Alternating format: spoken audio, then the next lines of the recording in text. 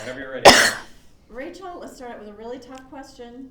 Okay. Could you repeat your name and your title and the organization you work with?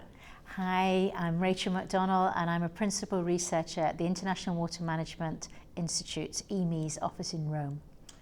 Rachel, I'm so excited that you're here, that you came here. Why are you interested in coming to Nebraska and this particular conference? Well, underneath all of this, I have a love affair with Nebraska. I've been coming here for 5 years as often as I can. I love working with the scientists here. I love what you do here, both within the National Drought Mitigation Centre, but also within the Daugherty Water for Food Institute.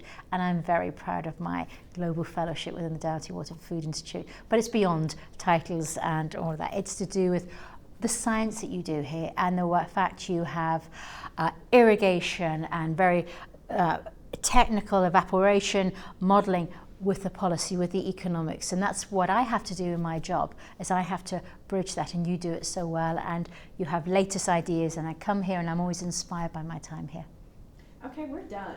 Can we just... How much That's perfection enough. is that? That's enough. That's so kind of you to say. That's But it's very true. nice. Well, I appreciate that. That is really very, very nice. Tom Farrell used to take me out for dinner as well, and that's missing these days, I do notice, but you know. I'm free. And there's that whiskey place opposite the Embassy Suites, but you know, that's not in there either. Mm-hmm. Let me ask Rachel about your work specifically. Okay. What are some of the areas that you're really interested in working on, and what are you working, when you're telling me about this, the work that you're doing, what are you looking at in terms of advancements, in terms of progress? What are you hoping to see? So I work mostly in the Middle East, North Africa, and one of the biggest challenges going forward is going to be extreme climate events, and we know that droughts are going to be there. It's already a semi-arid area. It's a very water-stressed area. It's a very food-stressed area. It's high food insecurity. So when those droughts come along, they really impact people. My job is to try and bring together the best knowledge from the world to deal with that. So that's why I came to Nebraska, because of the National Drought Mitigation Centre, but also I'm trying to find out the advances in many areas. What's the best way to do the modelling, but what's the best way to catch the social costs? And today, there was even a new area that I discovered, your work on the public health impacts of droughts. And so we've been talking already, and I've been thinking about this quite a bit. I've been talking to people about, we can see that there's stunting of children. I want to know more about when the next drought comes.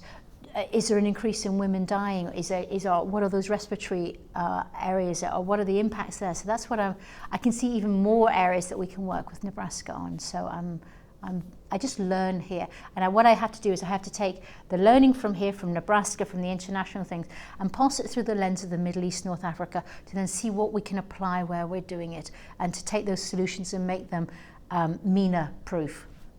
Well, you just answered my next question, which was going to be how, what are the next steps that need to be taken?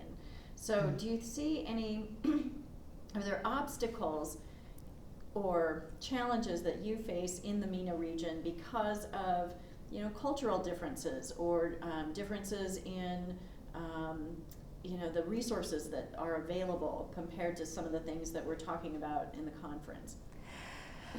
So access to drip irrigation, access to managing water scarcity. One of the, in the Middle East, North Africa, most of the countries are lower middle income. So we're not dealing with developing countries. There are capabilities, there are good universities, and one of the things that we try to do is very much empower locally. Bring all those ideas. And my team that I work with, they speak Arabic, they speak French, so there's very much this whole translation of it all. And to bring all those ideas to there. And we need that because when you're handling drought, when you're dealing with any sort of water management, it's political, it's social, it's cultural. There are a whole set of contexts. There's religious contexts as also to take on board. I won't necessarily have that myself, but the team do, that we work with. And so there's because we worked with Nebraska for so long, there's a great openness of sharing, of learning from each other, and Nebraska very kind, saying to us, well, we learned from what you're doing when we go into another area. So that's good. Perfect. I don't have anything else. So is there anything you would like to add that I haven't asked? Thank you. You're very welcome. Thank you. Thank you to Nebraska for, it came from Harvey Perlman, it's come from everybody we've ever worked for, Monica Norby, yeah, everybody has just been wonderful to us, and we're grateful for that. It's very kind. Thank you. Yeah.